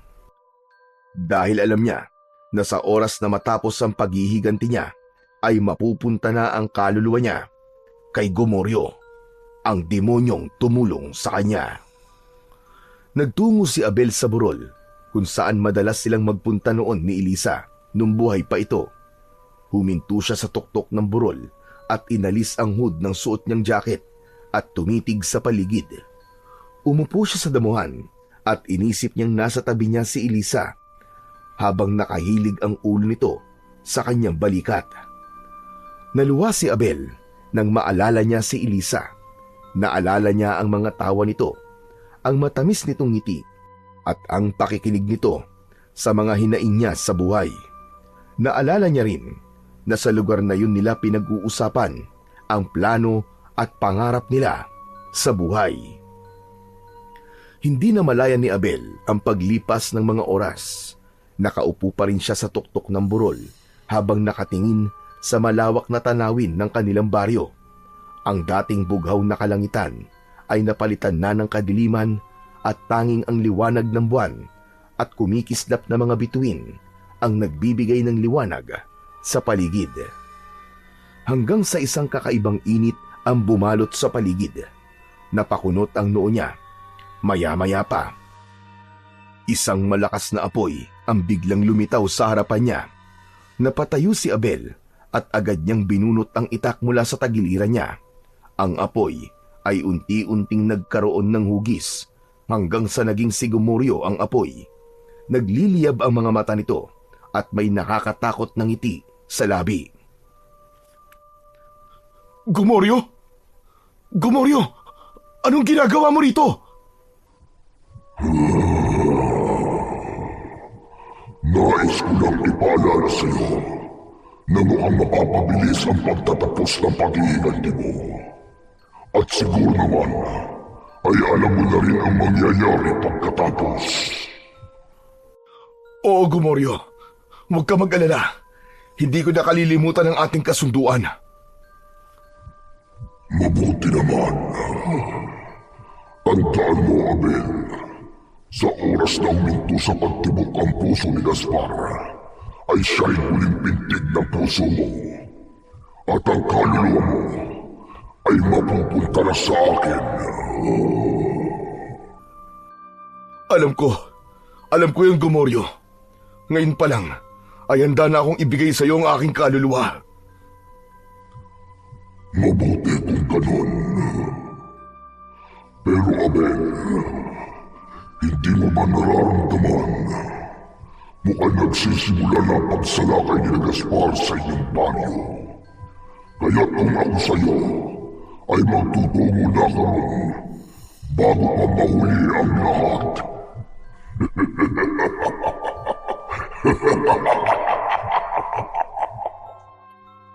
Narinig ni Abel ang malakas na paghalakhak ni Gomoryo at sa isang iglap ay bumalik na sa pagiging apoy si Gomoryo at mabilis din itong naglaho. Napatingala si Abel Nang makita niya ang pagdating ng napakaraming uwak, lumipad ang mga yon sa itaas niya. Naramdaman niya na may sinasabi sa kanya ang mga uwak. Sinasabi ng mga yon na kailangan na niyang magtungo sa kanilang baryo. Hindi na nga nagsayang ng sandali si Abel. Isinuksok niyang muli ang itak sa kaluban at malalaki ang mga hakbang na bumaba ng burol upang magtungo sa kanilang baryo. Mabilis ang pagtakbo ni Abel. Dama niya ang matinding galit na bumabalot sa kanyang puso. Nang makarating siya sa kanilang baryo, ay sumalubong sa kanya ang nakakakilabot na tanawin. Ang buong baryo ay nilamon ng kaguluhan. Sa bawat sulok ay may mga aswang na umaatake sa mga inosenteng tao. Ang ilan sa mga aswang ay sapilitang pumapasok sa mga bahay. Ngunit nang hanapin niya si Gaspar, ay hindi niya ito nakita. Sa gitna ng matinding takot at sigawan, ay may iilang kalalakihan na sumubok lumaban gamit ang mga itak at sibat. Pero walang laban ang mga ito sa bilis at lakas ng mga aswang. Nagngit-ngit si Abel sa nakita niya. Maigpit niyang hinawakan ang kanyang itak at sa isang iglap ay sumugod na siya sa laban. Ang unang aswang na nasalubong niya ay tinaga niya sa liig. Lumipad ang ulo ng aswang sa ere. Hindi na naghintay si Abel at sumugod siya sa iba pang aswang. Ramdam niya ang walang tigil na pagbibigay ng lakas ng mutya ng uwak sa kanya. Mula sa itaas ng isang puno ay isang babaeng aswang ang sumugod kay Abel. Sinalubong ito ng itak ni Abel. Nilaslas niya ang leeg nito at nangisay ito nang bumagsak sa lupa. Dalawa pang aswang ang dumamba kay Abel mula sa magkabila ang gilid. Hinintay niya ang tamang tiyempo at saka siya lumusob. Inilusot niya ang kanyang katawan sa pagitan ng dalawang aswang. Tinaga ni Abel ang likod ng isa, pababa sa gulugod nito. Halos mahati sa dalawa ang aswang.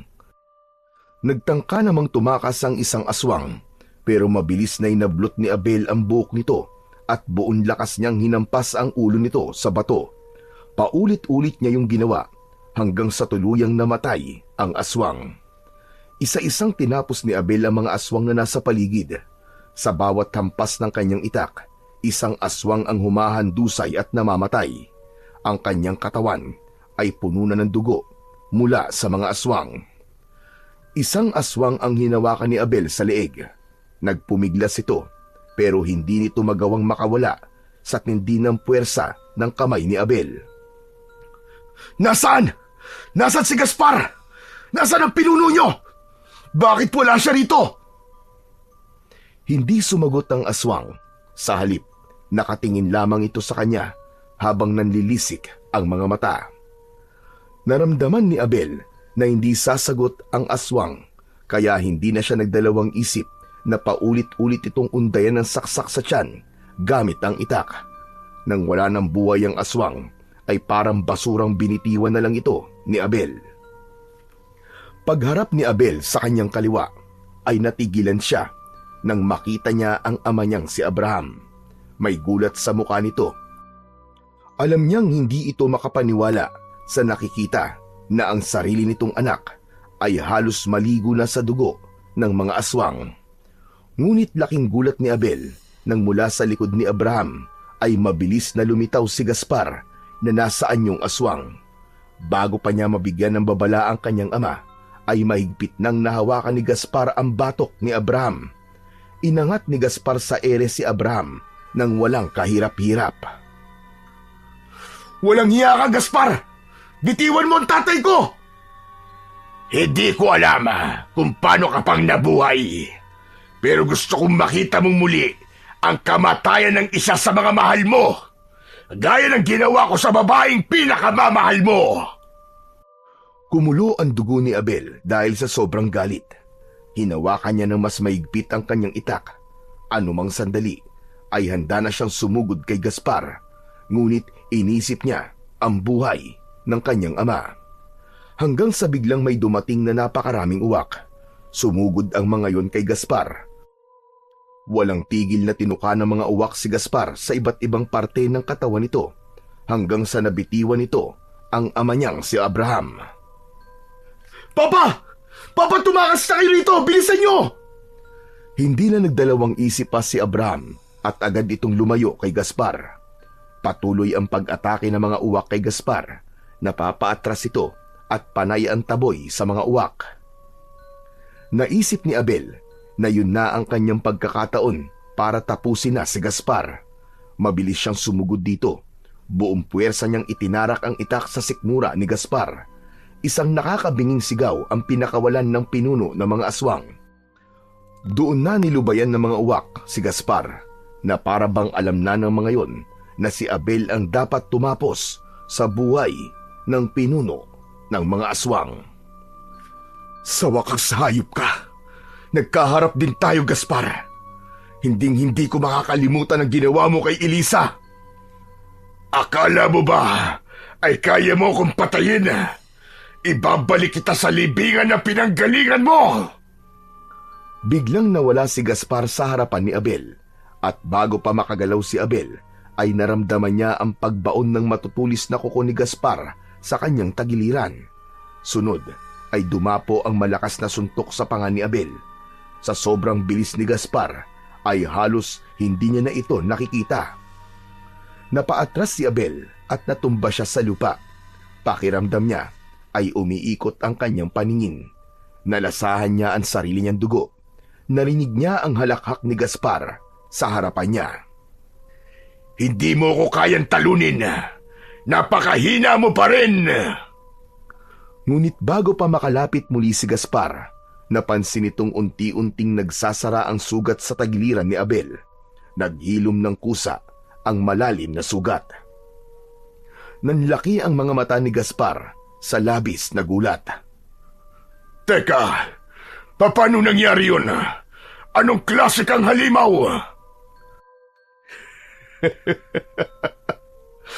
Ako ang halimaw. Natatapos sa buhay mo.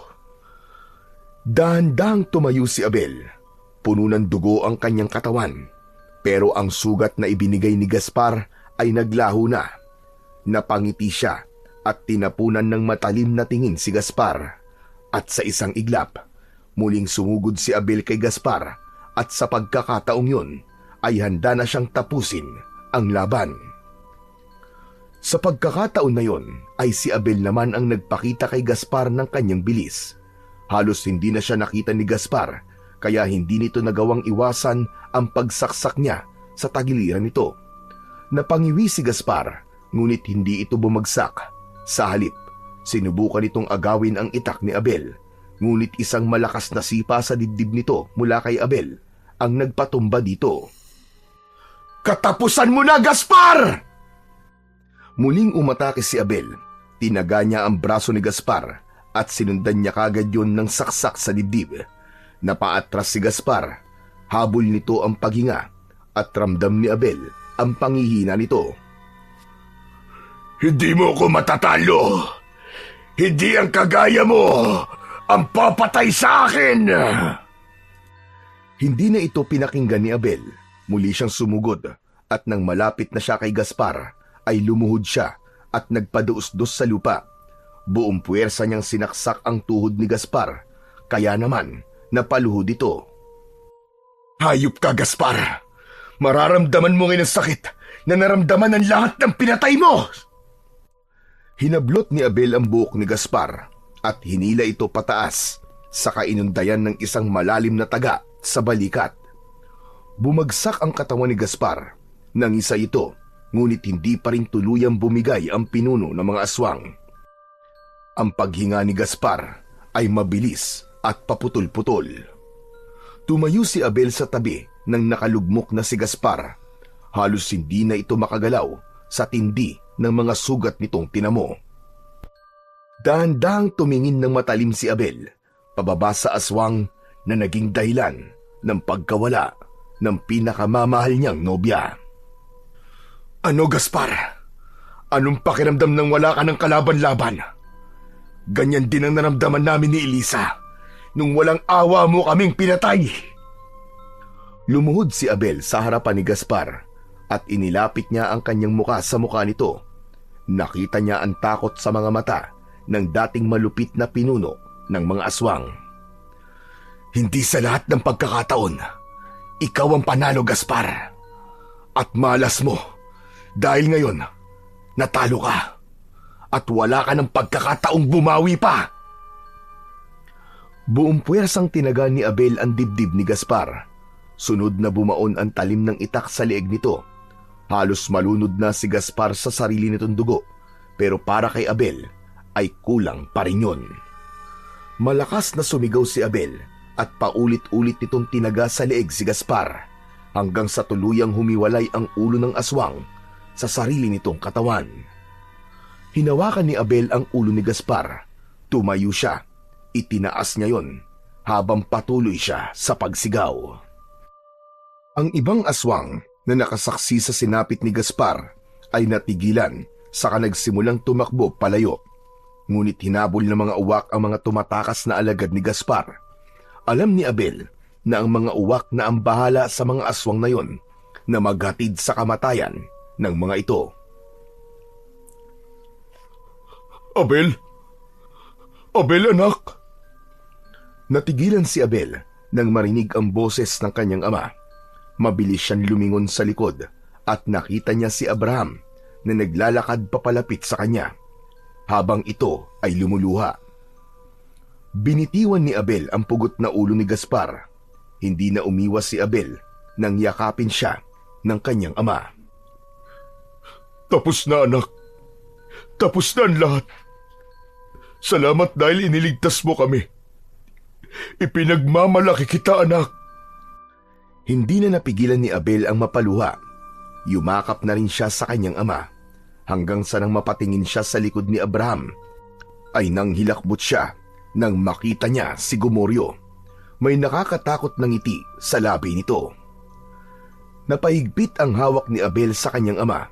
Alam niya na dahil napatay na niya si Gaspar ay kailangan niya ng sumama kay Gomoryo.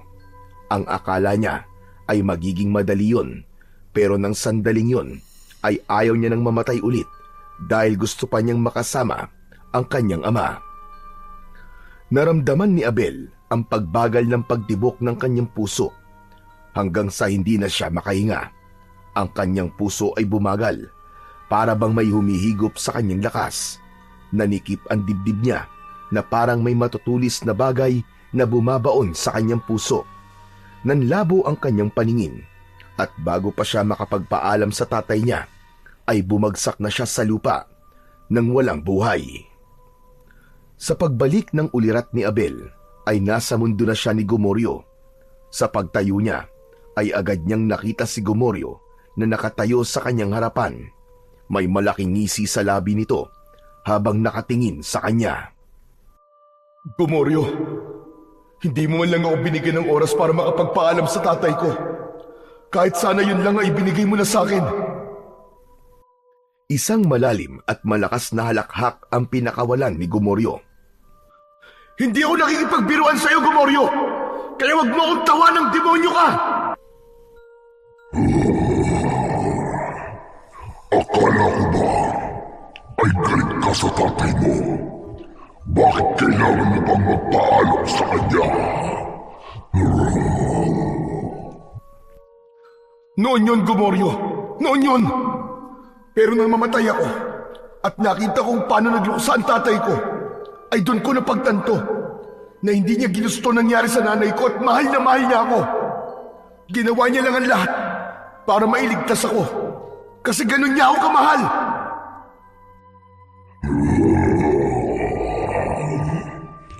Paano kung bigyan kita ng pagkakataon na makasama muli ang iyong ama? Tatanggapin mo ba? Oo naman, Gomoryo. Oo naman. Pero wag mo sana akong paasahin, Gomoryo. Alam ko ang kasunduan natin. Hindi na ako mabubuhay. Patay na si Gaspar. Kaya mapupunta na sa iyo ang aking kaluluwa. Hindi ba ganun yun?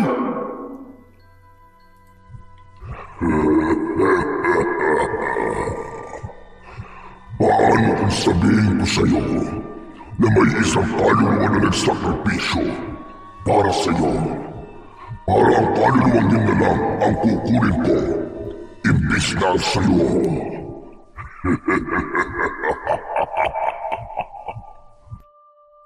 Nanigas ang katawan ni Abel at hindi agad siya nakasagot. Pinilit niyang unawain ang sinabi ni Gomoryo, ngunit wala siyang nakuwang sagot. Teka, naguguluhan ako, Gomoryo. Anong ibig mo sabihin? Ngumiti si Gomoryo, ngunit hindi na ito nagsalita. Mula sa likuran ng demonyo ay lumabas ang isang babae. Nanlaki ang mga mata ni Abel nang mapagtanto niya na si Elisa ang babaeng yon. Matamis itong nakangiti sa kanya at bakas sa mga mata nito ang pagkasabik sa kanya. Agad na tumakbo si Abel palapit kay Elisa at niyakap niya ito ng mahigpit. Ipinikit niya ang kanyang mga mata. Ninanamnam niya ang presensya ng babaeng pinakamahalaga sa kanya. Hindi niya akalain na darating pa ang tagpong yun matapos niyang makita na mamatay ito sa mismong harapan niya. Ngunit ang kasiyahan sa puso ni Abel ay naglaho ng isang bagay ang kanyang napagtanto. Umalas siya sa pagkakayakap kay Elisa at kinakabahan itong tinignan. Elisa, wag mo sabihin na ikaw ang kaluluwang nagsakripisyo para mabuhay akong muli. Oo, Abel. Ako nga ang kaluluwang tinutukoy ni Gomoryo. Hindi ako papayag, Elisa. Bakit mo yung ginawa? Dahil alam kong gusto mong pumawi sa tatay mo. Alam kong gusto mong itama ang lahat. At gusto kong mabuhay ka, Abel. Gusto kong ipagpatuloy mo ang buhay mo na kahit wala ako sa tabi mo, ay gusto kong maging masaya ka pa rin. Teka. Hindi naman ako papayag na mapunta ka sa isang demonyo. Mas mabuti pang ako na lang ang kunin niya. Huwag mo na akong pigilan, Abel. Ito ang desisyon ko. Ginawa ko to dahil mahal na mahal kita. Mahal na mahal din kita, Elisa. Pakiusap. Huwag mong gawin ito. Mahal na mahal kita, Abel. Mananatili ka sa puso ko kahit dito sa kabilang buhay. Maraming salamat sa lahat. Nanlaki ang mga mata ni Abel nang makita niyang hinawakan ni Gomoryo ang isang kamay ni Elisa.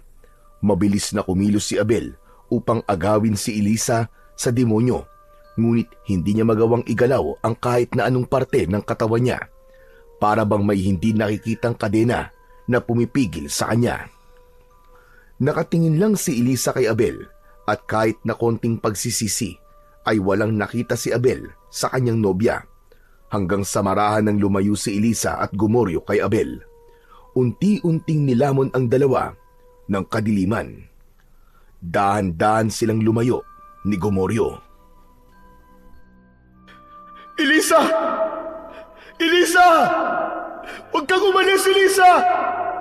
Pakiusap, bumalik ka! Walang nakuwang sagot si Abel. Na puno ng sigaw niya ang lugar na yon. Hindi nagtagal ay naramdaman niya ang isang malakas na puwersang humigop sa kanya. Pakiramdam niya ay nasa loob siya ng isang ipo-ipo, hanggang sa tuluyang nagdilim ang paningin ni Abel. Hindi nagtagal ay muling nagising si Abel. Marahan niyang iminulat ang kanyang mga mata. Ang una niyang nakita ay ang mukha ng kanyang amang si Abraham na lumuluha. Naramdaman niya na nakahiga siya sa lupa habang nakayakap sa kanya si Abraham. Nang makita ng tatay niya na nakabukas ang kanyang mga mata, ay nagliwanag ang mukha nito. Anak! Diyos ko, buhay ka! Akala ko'y wala ka na, anak! Salamat sa Diyos! Salamat po, Panginoon! Napuno ng matinding lungkot ang puso ni Abel nang maalala ang sakripisyong ginawa ni Elisa para sa kanya. Hanggang sa kabilang buhay ay ipinaramdam pa rin ito sa kanya kung gaano siya nito kamahal. Muling tumingin si Abel sa mukha ni Abraham at napahawak siya sa braso nito. Papa, patawarin niyo po ako sa lahat ng hindi magandang bagay na nagawa ko sa inyo noon. Sorry po kung ikaw ang sinisisi ko sa pagkamatay ni Mama. Ngayon, Papa, naiintindihan ko na po ang lahat. Patawarin niyo po ako. Anak, kalimutan na natin ang lahat ng yun. Magsisimula ulit tayo. Magsisimula ulit tayo ng panibagong buhay. Hinawakan nito ang magkabilaang balikat ni Abel at marahang tinapik ang mga yon. Hindi na napigilan ni Abel ang kanyang luha. Sa unang pagkakataon, naramdaman niya ang tunay na kapayapaan sa kanyang puso matapos niyang humingi ng tawad sa kanyang ama. Maingat na inalalayan ni Abraham si Abel para makatayo. Tahimik silang naglakad pauwi at pagdating nila sa kanilang bahay ay agad na ibinagsak ni Abel ang sarili sa malambot na sopa. Sa wakas, nakauwi na rin ako sa tahanan natin, Papa. Matamis na ngiti ang isinagot ni Abraham. Hindi ito nagsalita, ngunit sapat na ang tingin nito upang iparating ang lahat ng nais nitong sabihin. Alam ni Abel na yun na ang simula ng panibago nilang buhay. Hindi lamang para sa kanilang mag-ama, kundi para na rin sa buong baryo dahil patay na si Gaspar. Matapos ang lahat ng nangyari, ay bumalik na ang kapayapaan sa baryo ni na Abel. Labis ang pasasalamat ng lahat kay Abel dahil siya ang nagsilbing tagapagtanggol ng mga ito. Ipinaalam din ni Abel sa kanyang ama ang lahat ng nangyari at kung paano siyang nabuhay muli. At ang bagay na yon ay nanatili na lamang sa pagitan nilang mag-ama. Sa kabila ng napakaraming magagandang bagay na nangyayari, ay nanatili pa rin ang lungkot sa puso ni Abel sa pagkawala ni Elisa. Ngunit sa halip na magmukmuk at umiyak palagi, ay pinili niyang magpasalamat dahil naranasan niya ang pagmamahal ni Elisa nung buhay pa ito. Alam din niya na ang pinakamagandang paraan upang suklian ang sakripisyo ni Elisa ay ang mabuhay siya ng matuwid at tamang paraan. Nanatili kay Abel ang mutya ng uwak, ngunit itinago niya ito. Alam niyang taglay nito ang isang kapangyarihang hindi dapat basta gamitin. Sa bawat araw na lumilipas, ipinagdarasal niya na sana ay hindi niya na muling kailanganing gamitin ang mutya ng uwak. Nais niya na ang kapayapaang kanilang nakamit ay manatili magpakailanman upang wala nang iba pang magdusa sa kasamaan ng mga nilalang ng kadiliman.